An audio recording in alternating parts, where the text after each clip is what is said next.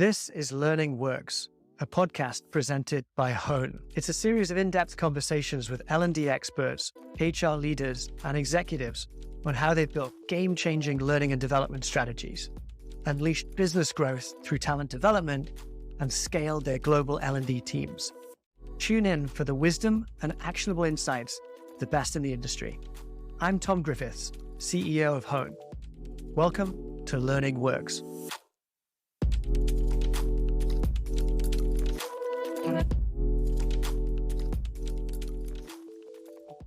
Today, we're joined by Jess Yuen, an advisor and executive coach who has served as Gusto's Chief People Officer, Khan Academy's Head of International Growth and Strategy, a McKinsey expert on operations and organization, and as the People Advisor for Y Combinator's growth program. Last but not least, in her long and impressive resume, Jess has a master's degree in electrical engineering from Stanford University. We're thrilled to have Jess join us on the Learning Works podcast. Jess, welcome to the show. Thanks for having me, Tom. I'm excited to be here. Absolutely. It's great to have you, and I've appreciated very much over the years our conversations and your help and input on many aspects of Hone. You're often doing many different things at the same time. I would love to know, what are you working on right now, and what is most exciting to you?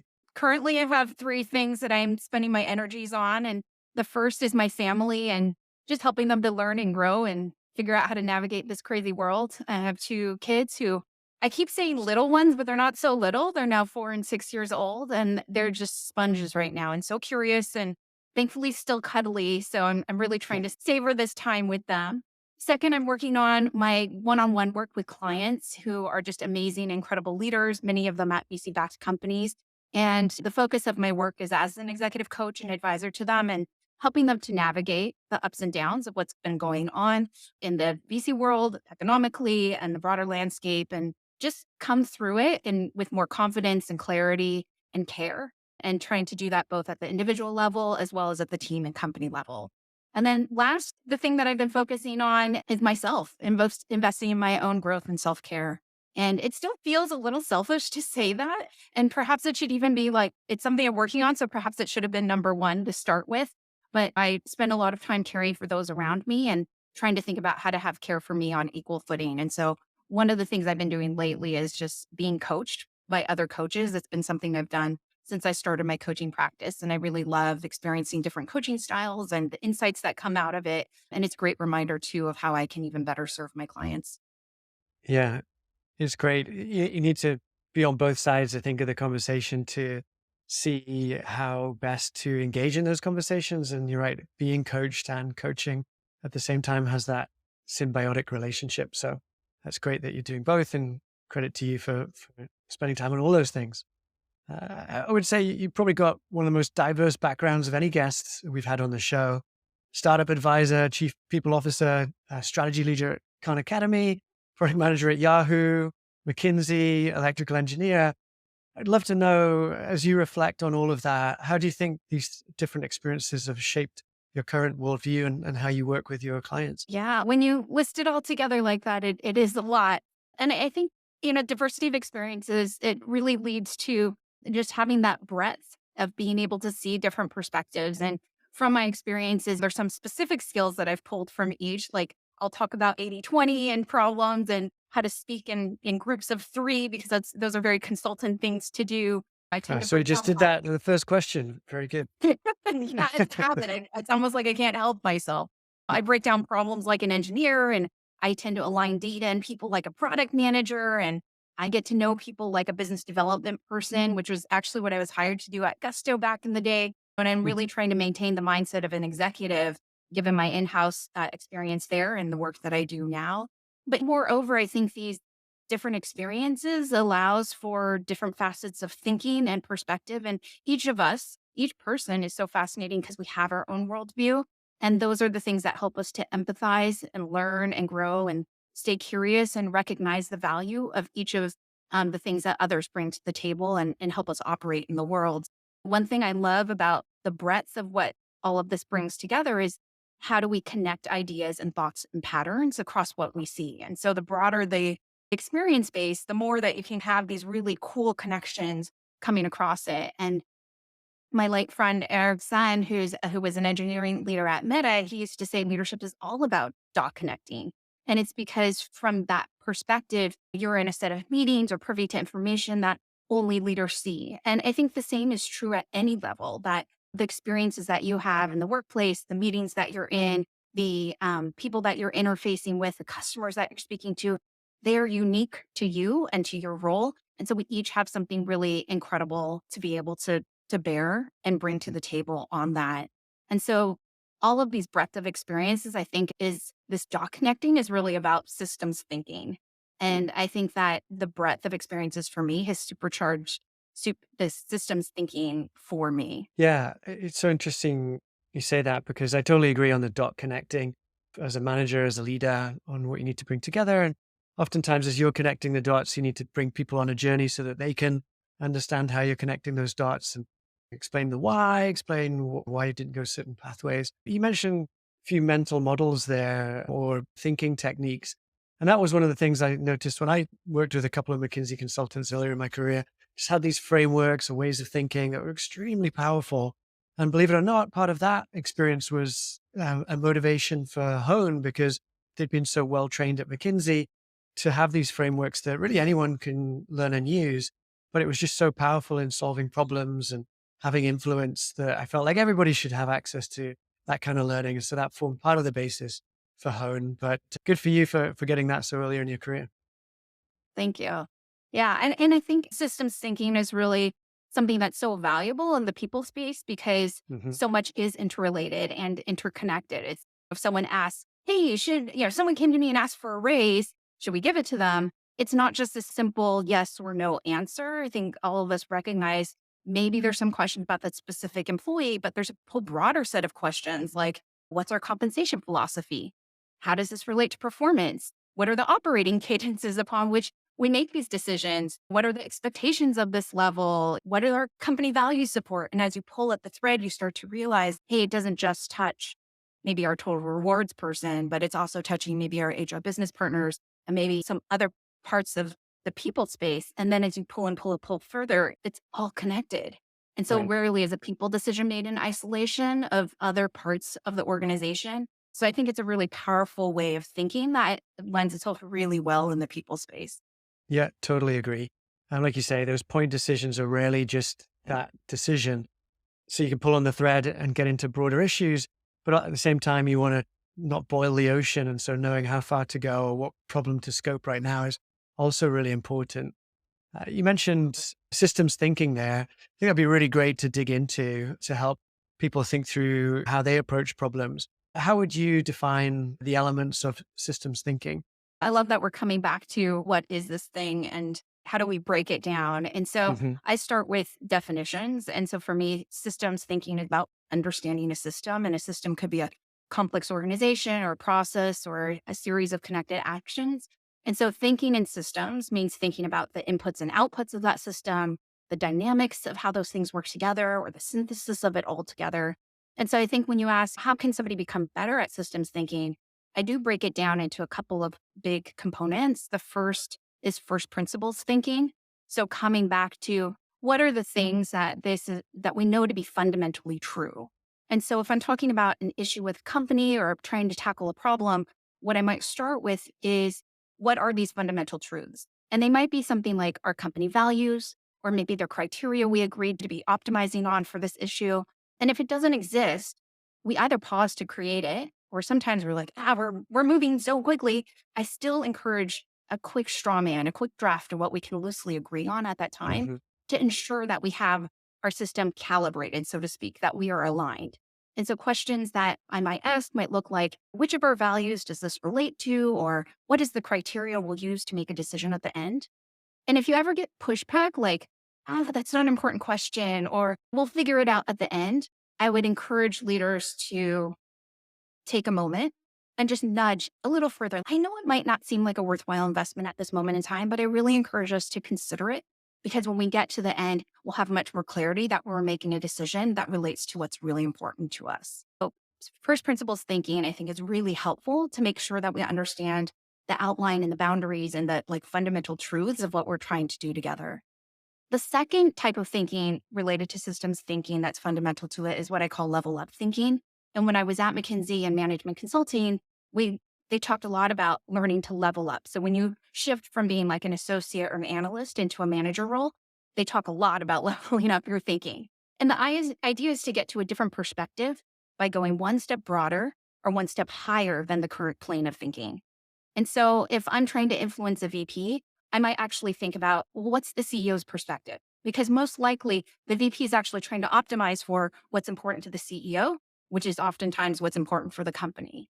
Or if I'm looking at a slide deck and I'm not sure about the details of it, I might step back and instead of focusing on the details, I might consider what's the purpose of this slide deck or the presentation, or what's the structure of it.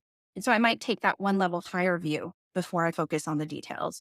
Another example is if I'm observing challenges with one customer, I may look to see if there's a pattern of challenges across multiple customers.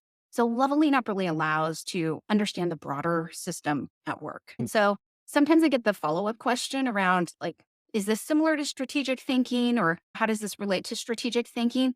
And it is similar. And strategic thinking is also very important in our field. And I think one important lever that I work on with my clients that's an easy proxy for strategic thinking is to shift timeframes or to extend them. So if you tend to think day to day, try thinking week to week. Or if you're thinking month to month, maybe go quarter to quarter. In practice, what this looks like often for managers or directors is that they have a really strong grasp of here's what my team needs to do this quarter, and here's what we need to do next quarter. But starting to encourage them to think about what about the quarter after that? What's the 6 to 12 month time frame? And at the CEO level, I'm often pushing my clients to be thinking additional kind of 12 to 18 months out. And that's just a way to be able to see beyond. So, like just yesterday, I was having a conversation with a CEO. They have a leader who likely will exit in the next 3 months. And so they were having a conversation with me. What do I do? How do I handle it? And what we realized is they had a very strong grasp of how to approach the conversations that were happening right now. But when we level up our thinking and extended our time frame, we realized this person was likely going to exit regardless of how much convincing to keep them to stay. And so we needed to think about the skills and the role that would come 6 to 12 months from now. And so starting to even articulate that in a job description today so that we can have a conversation with existing employee, but also keep an eye towards how do we backfill or what's the succession plan coming out of it. And that was something that wasn't yet on their radar. And so that little nudge actually brought up a really important point that changed what they were going to be able to do this week and be able to plan for that future. That's great. Yeah. And again, just shows the power of partnering with a coach who can help you shift your frame of what you're thinking about. So I think I heard three things there and in line with the rule of threes. Love it. First principle thinking, then leveling up your thinking to a higher plane, and then getting strategic by shifting your time frame further out. And I think that's all super actionable and helpful to people. I was just thinking as we were going through for a learning program, if we were designing something for the company, how would you apply those three things to that learning program? So I think for a learning program, first principle thinking is why are we doing this program? Right. What's the outcome that we're hoping for? How are we going to measure if it's successful or not? And so asking some of those fundamental questions at its core. I think the second piece around leveling up is maybe taking the view of we're maybe designing it with the manager of the team. Hmm. What would the director or the VP be thinking about of their perspective? Maybe that level up might actually allow us to think of things like, oh, we've been focusing on doing it with this one team, but there's actually another team over here that might benefit from it. And should we Mm-hmm. actually design it in conjunction with them?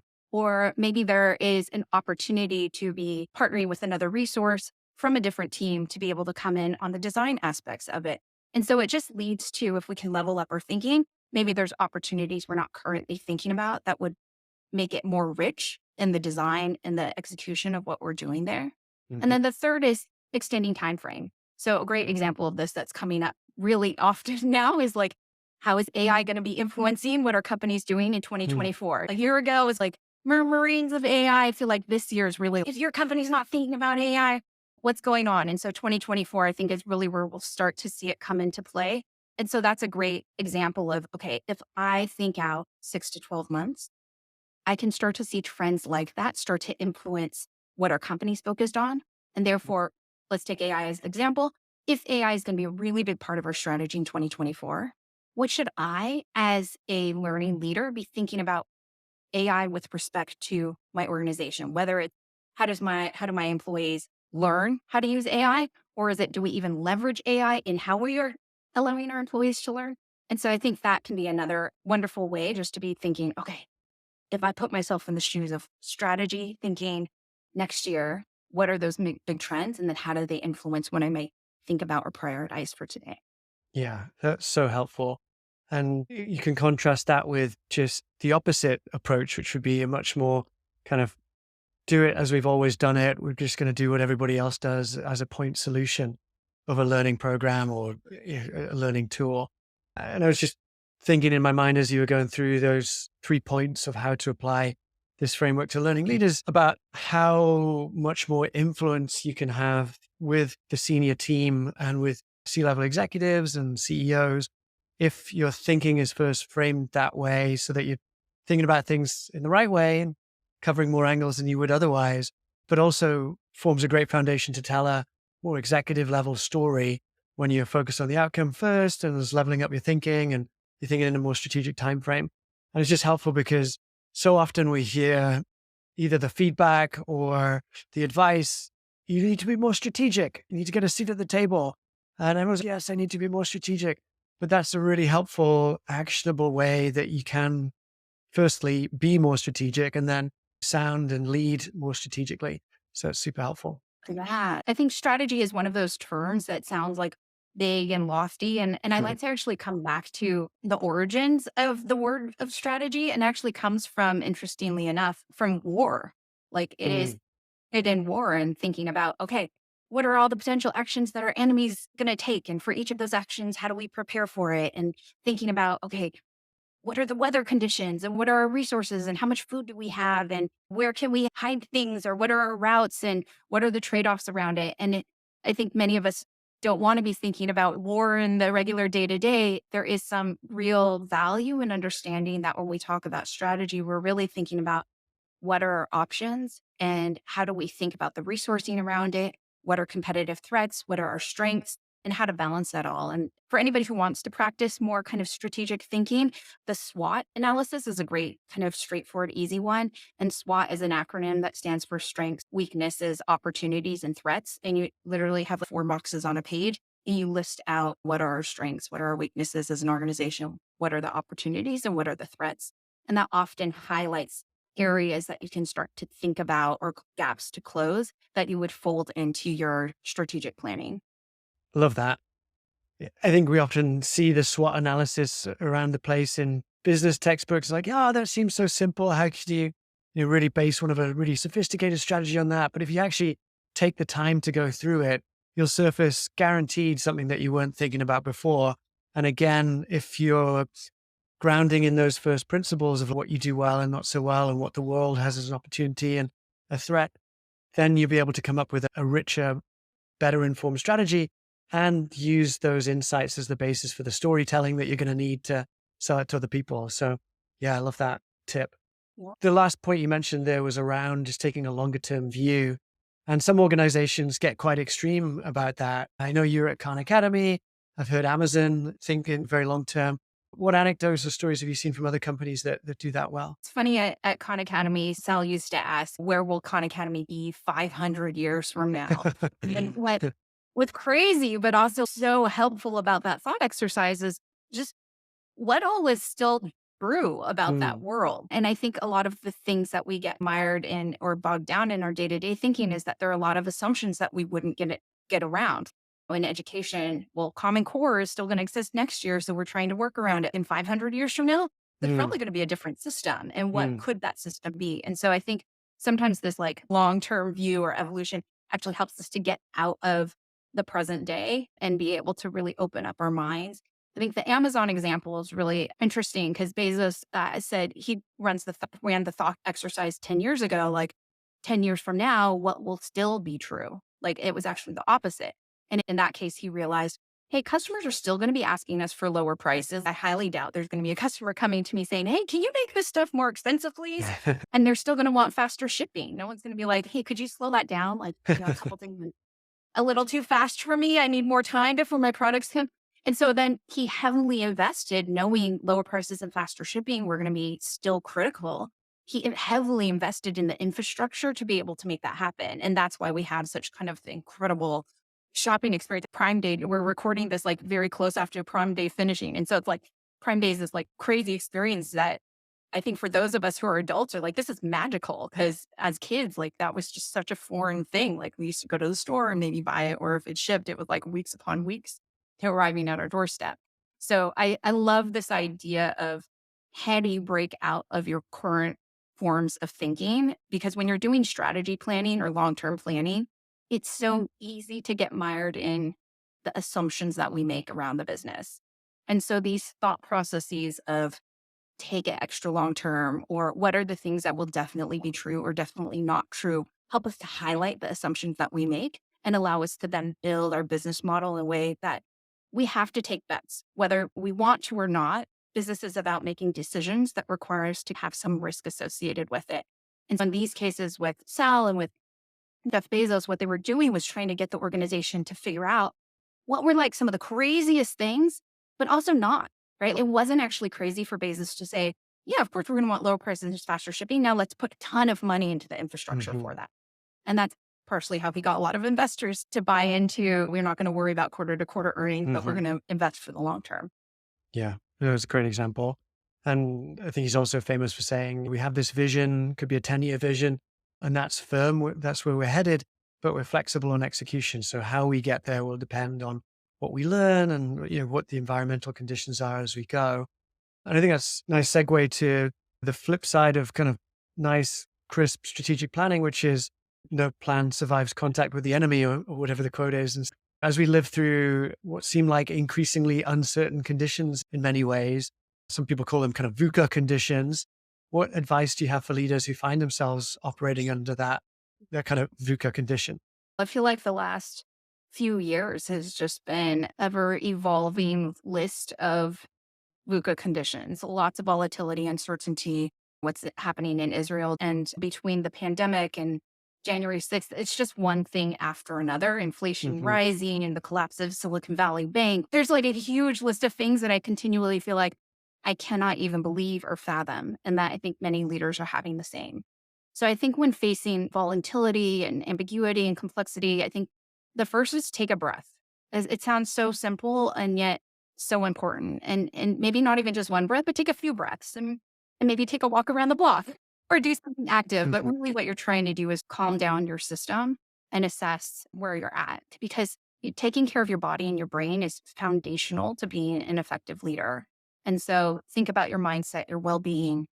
Am I sleeping? Am I eating? And can I do things to help set myself up set for success? I think this is a world where, especially in VC backed startup world, where we've gotten to a point where not sleeping or being too busy is almost this, we take it as just okay, like this steady state.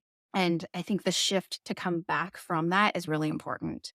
So I spent a long time talking about that. But I think as a leader, you're probably wondering, what about in the organization? Okay, I've taken my breaths. I've got myself in order. What about the rest of the organization? So I would say step back and step up your perspective, because when we're too close to the issues at hand, we might miss that kind of fire coming across the forest. And so I would start with the core question, which is the business itself at risk? And the reason why I say this is because sometimes as leaders, if we're not the CEO and we're another leader in the organization, we sometimes miss that really important fundamental piece of like, how imminent is a shutdown of the business or a merger or something crazy big happening. And so I was talking to an executive who's has a CEO who's heads down in fundraising right now. And if this company doesn't raise funds in the next 6 months, the business effectively shuts down. And when you just make different decisions under kind of understanding circumstances like that. And so we went from this executive thinking about, okay, should I ask for an incremental headcount or should I ask for budgeting for a new tool, to understanding, hey, my leader is fighting for the business's survival. And so maybe I should understand that piece, and that might affect what I'm actually asking for and how I frame it to him. The next thing I would do is, okay, say the business is not under imminent threat. I would assess what's happening across the field. Where are the fires and which ones are most pressing? And so I might think about, how do I prioritize those different elements and what criteria I'm using to assess that prioritization. So, is that the same prioritization as my peers are aligning to or not? Is actually a really important thing to step back and understand as well. Is I'm prioritizing and executing based off a certain set of criteria, but is that the same as my colleagues? And so Mm. if they're different, if those alignments are different, I might stop and try to get to that alignment and understand where's the optimization starting to differ and can we come back to agreement? That's great. And again, super helpful and actionable. It's often hard to know where to start when we're in these VUCA conditions, which is volatility, uncertainty, complexity, ambiguity. But just taking care of yourself, stepping aside to take a breath, get some perspective, and prioritize sounds like the way to go. If we could make that real for a moment for a learning leader who's sitting in their role, maybe the company's gone through a layoff, they've still got a budget, but the budget's smaller. They've still got all these things that they want to do in terms of supporting their broader team in their learning objectives. And that can be quite a stressful situation, especially if they've lost people from their own team. So, how would you apply those steps, or what advice would you give to them? In stepping back and stepping up, like one of the things that's challenging in those times is how do we rethink our approach? And with learning, one of the things that's interesting is I've been at organizations like McKinsey that actually spends tens of thousands of dollars on each individual employee's learning. And I've also been at early stage startups where there is no budget put towards learning, but they're reading free articles and watching TED Talks and things that are all can be done on a very limited budget. And so there's a whole spectrum in between that. So I think one of the things is sort of come back to maybe not being attached to how much money I have necessarily, but thinking creatively of, okay, what are the skills that we want to focus on or the topics that are going to be most critical in this time? And how do I help my employees through that? And also rethinking some of the models is, maybe we've been doing training programs that have been very high touch and I no longer have a team that can help to run those. So how do I take some of those core concepts and maybe do them in a different way? I think one of the incredible things about programs like Hone is taking what used to be really expensive programs and putting them into the budgets of and hands of people where they can do it much more affordably, but still with a lot of care and high touch and customization to it. But I think also for those who maybe are like really strapped and thinking, oh, like I don't even have that. I remember the thing I used to do in super early stage startups is I would have a Google Doc and I would throw in, okay, here are the most common things I'm hearing come up is like how to be a strategic leader. How do I run one-on-ones? How do I run a team meeting? Come up with that list of sort of 5 to 10 topics you hear over and over again. And then I would throw in links to free articles and videos.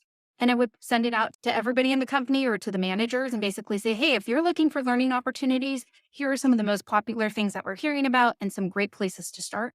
And if you need more, come talk to me. And that is like an incredible band-aid solution until you can do things that are more developed or more evolved. I think just allowing yourself to be more creative in those moments, but it's hard to be creative when you're under stress. And I think Mm. that's part of why starting with those breaths can help Hmm. bring us back into a space where we can actually think creatively. Part of that is, of course, that leveling up your thinking is about getting in sync with the executive team and hopefully shifting the perception that L&D or HR, people departments are order takers and cost centers to being more thought partners with folks on the executive team. So be curious what other advice you have for leaders in those spaces to change this perception and become more of a thought partner to executives. I love this question because I think what's so challenging about our space is that it's easy to be an order taker because everybody has an opinion about what we should be Right. doing and they have a thought on it. And the challenge is that's not what strategic leaders do or thought partners do. And sometimes other people have great ideas and they absolutely can be taken into consideration, but we should be really making sure that we're asking the right questions. And so I think one parallel example from the people space is in recruiting. Oftentimes I find hiring managers are asking for more sourcing. We need more candidates because we haven't Mhm. found the right one yet. Mhm. So obviously we need to have more sourcing happen. And sometimes that's right, but more often than not, it's actually something else in the process, whether it's are we targeting the right profile or asking the right interview questions, or are we not aligned as an interview team, or are we not prepared? So there's a ton of other reasons that usually leads to that. And in learning, there's an analogous thing that happens, which is oftentimes I hear the solution is training. If we have training, then that solves everything. And what I learned early on is, starting to ask with the real questions of, why do you think we need this training? Tell me more about what's the Mm, evidence that you're seeing around this. Give me the context around it. And there's a great quote from Abraham Lincoln that's classic, right? Give me 6 hours to chop down a tree, and I'll spend the first four sharpening the axe. And in our case, spending more time sharpening our questions allows us to more swiftly help our organizations chop down those learning challenges.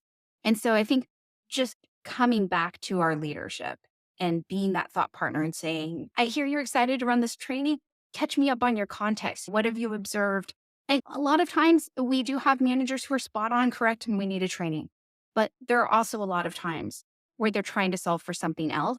And we want to make sure that we're helping them get to the right solution, not necessarily feel that we can just execute. There's another example that came up recently with a prospective client. And I had an HR leader ask me to run a 360 for their executive team.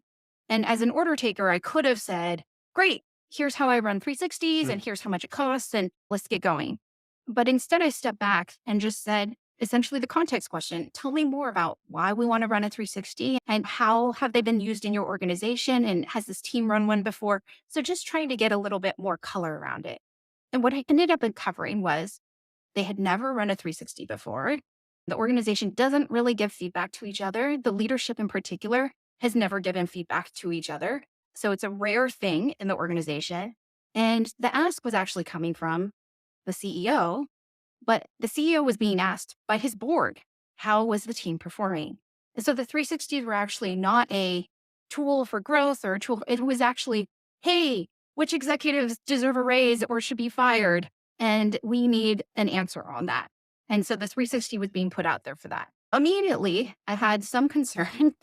And I was like, "Look, precarious, right? It's the first time feedback is being given, and it's essentially behind people's backs instead of directly, mhm, and huge implications to the outcome of it." And so we pulled back. And instead of saying, let's run the 360, we actually said, let's figure out how can we accomplish what the CEO needs, which is input to the board on who's performing and not, but separately setting clear expectations with our leadership team around what is performance, what are the expectations of strong performance, good performance, and not okay performance, so that they have a chance to actually understand where they're performing and not performing and have time to do something about it. And then separately start to build out and grow a culture of feedback in a mhm. safe space that didn't have these crazy implications around their longevity at the firm. And so I ended up telling that HR leader, hey, you don't need me for 360s. And I gave them a couple of action plans that they could do internally in their organization. And so this is coming back to, if you are a leader trying to help figure out, a learning leader trying to figure out how to help your leaders, one is understand the business's actual needs, right? What are their goals, their constraints, their challenges, their strengths? Really get in there with them and understanding it from the business perspective, not even from the learning perspective, but just the business perspective, because that'll help you get that view of the fuller system to make sure you're solving the right problem.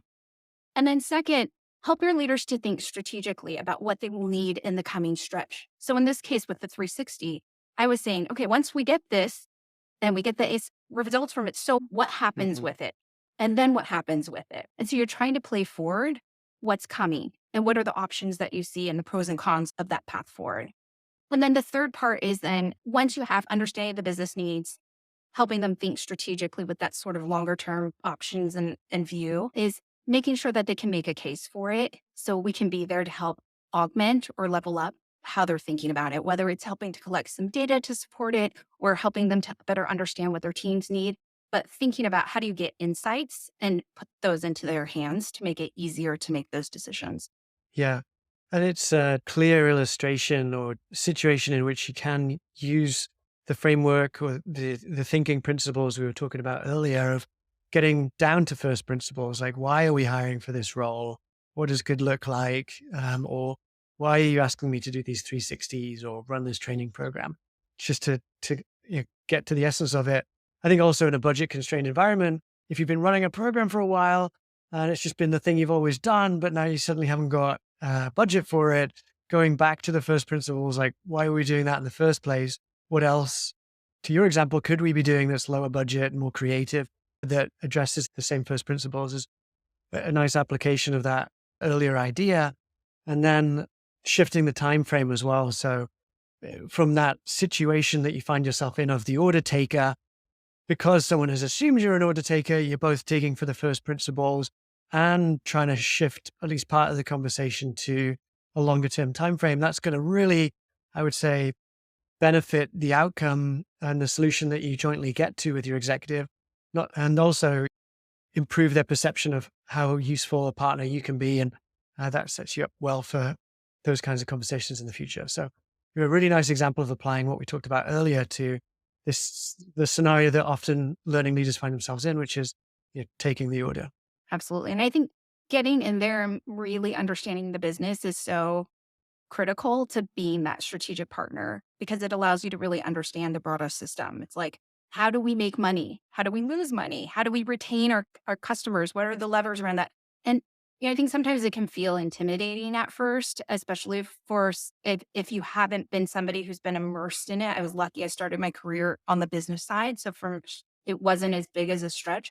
But even when I started in consulting, I remember being really intimidated and just starting with small questions here and there. Wait, why? What affects this number that we're seeing on this chart? What makes it go up? What makes it go down?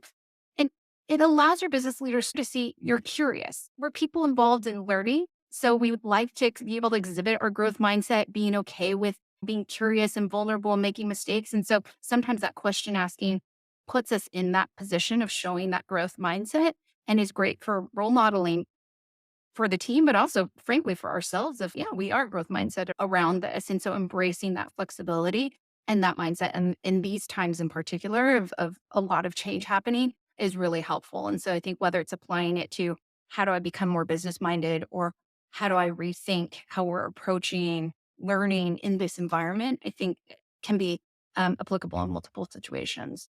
Speaking of growth mindset, I know that you have shared some of your wisdom in an online course on Udemy around onboarding called The Ultimate Guide to Employee Onboarding.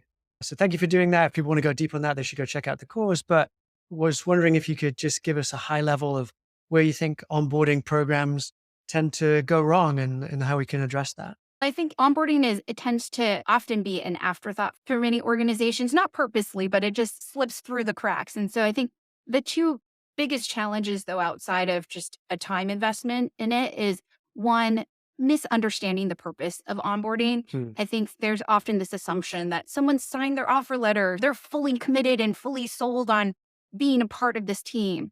But it's like when someone says yes to a first date. Yes, the company was able to fool them and show them how amazing they are on the outside, but the other person is, are you the real deal? And so Mm. it's not just one date will do it. And so in the same way, it's not just day one to get off on the right foot, that you need to actually have a much longer term kind of showing of multiple dates and a relationship to be able to lead to that longer term loyalty and commitment. And so I think that's one big misunderstanding in onboarding. And then the second is because of that, onboarding is actually a much longer process than many people realize. Hmm. It starts as soon as the offer is accepted and then ends when an employee is fully productive. And so oftentimes that's months.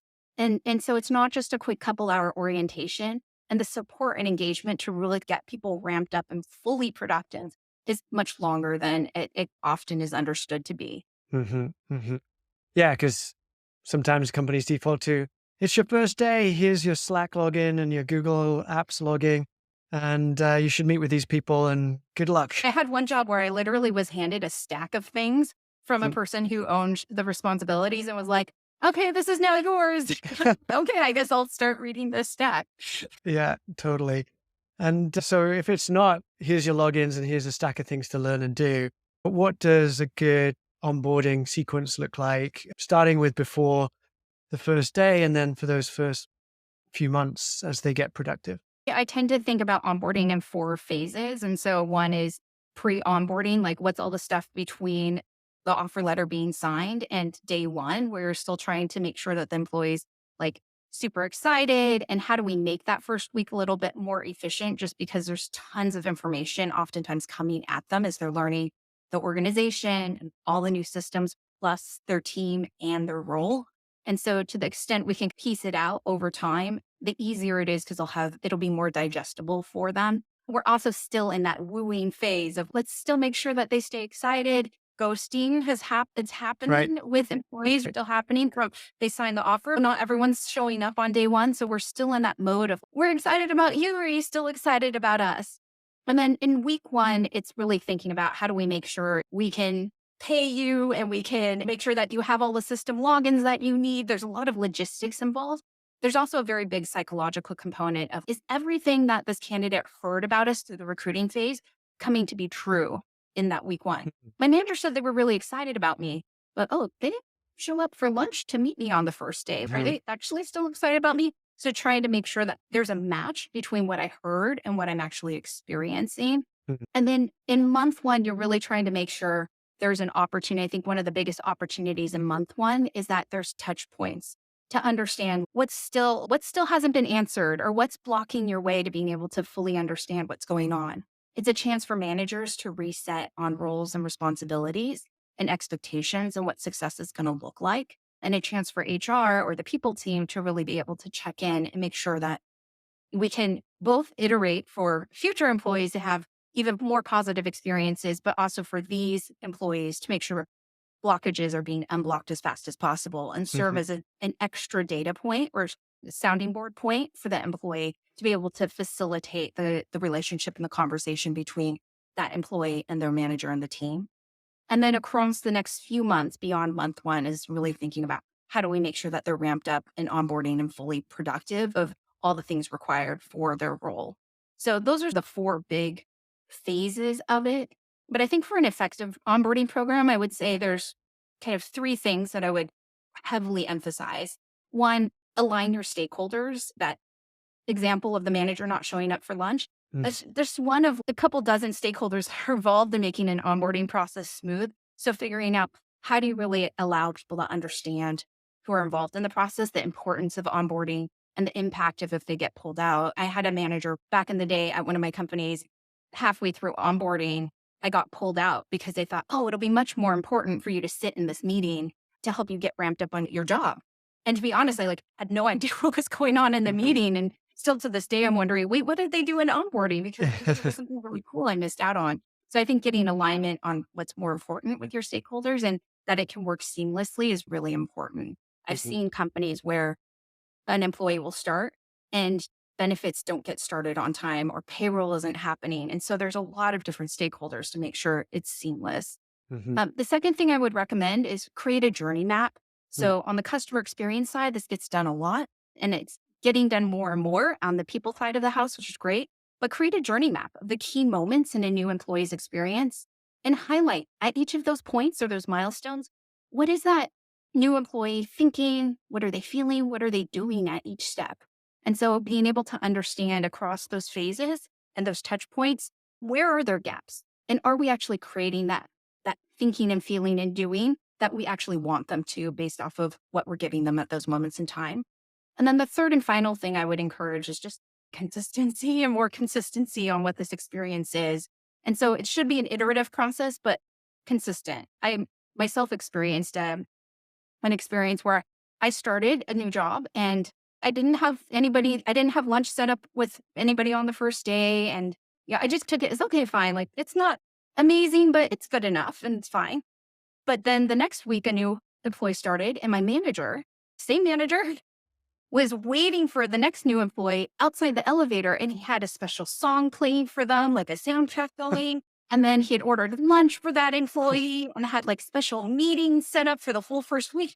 And I was looking at it going, something is amiss. Like, what is going on? And so, consistency. Mhm. And this goes for a lot of things in the people space. Like when you talk about compensation, is people care actually much more about consistency and Yeah. fairness across employees Right. than necessarily if it's the best thing or the most impressive thing that they've ever seen. And so that's the third point that I would highlight. But thank you for mentioning the Udemy course. And there's a lot more in there of tips and tricks and frameworks that people can leverage.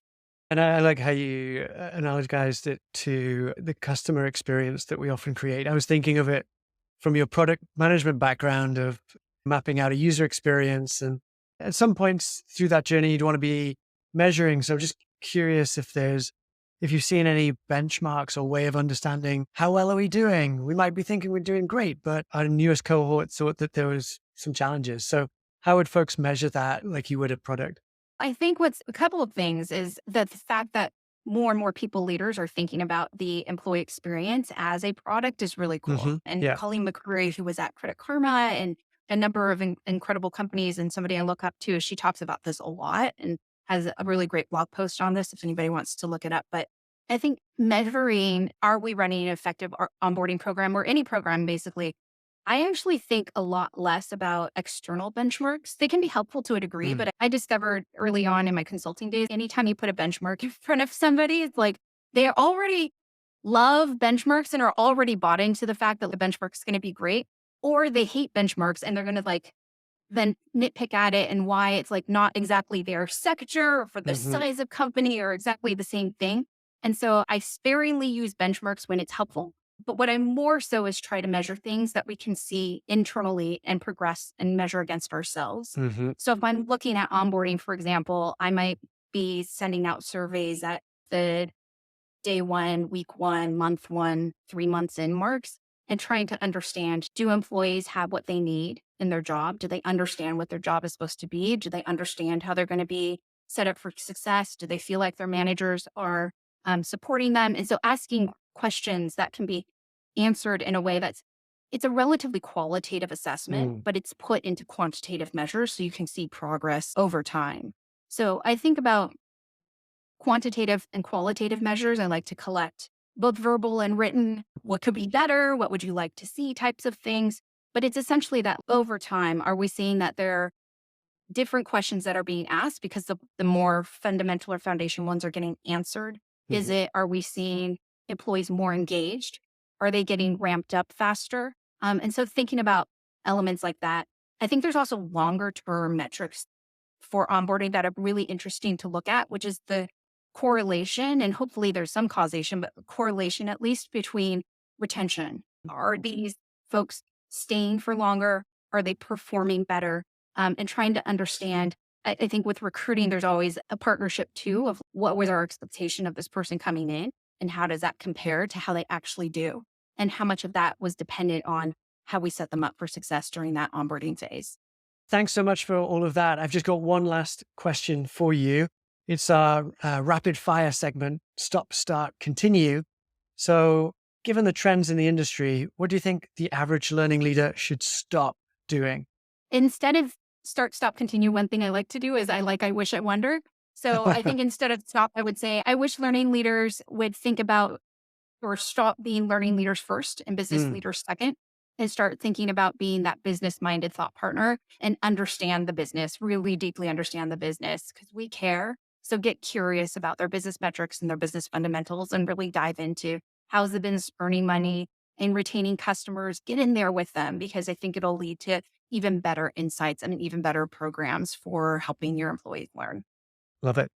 What should they start doing or wonder what they could start doing? I wonder if learning leaders could start making even more significant time for learning. This is something I've been thinking about a lot lately is even for my own learning.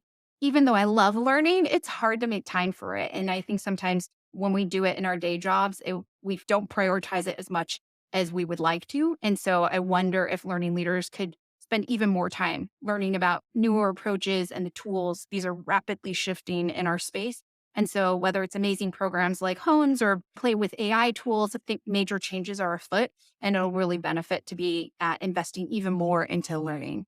And finally, what should learning leaders continue doing?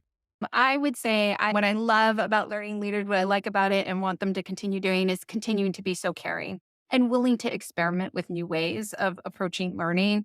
I mean, learning leaders are some of the most creative and kind people and such a supportive community. So I think also continuing to tap into each other as well. Fantastic. Jess, thanks so much for a wide ranging and super helpful conversation. I think it's just awesome how actionable the approaches to strategic and systems thinking that you shared are, and how we can apply that immediately to being an HR or learning leader. So, really enjoyed it. Thank you so much. Thank you for having me. It's been a pleasure, Tom. Thanks for listening to Learning Works. If you've enjoyed today's conversation, we encourage you to subscribe to the podcast for our exciting lineup of future episodes. Learning Works is presented by Hone. Hone helps busy L&D leaders easily scale power skills training through tech-powered, live cohort learning experiences that drive real ROI and lasting behavior change. If you want even more resources, you can head to our website, honehq.com. That's honehq.com for upcoming workshops, articles, and to learn more about Hone.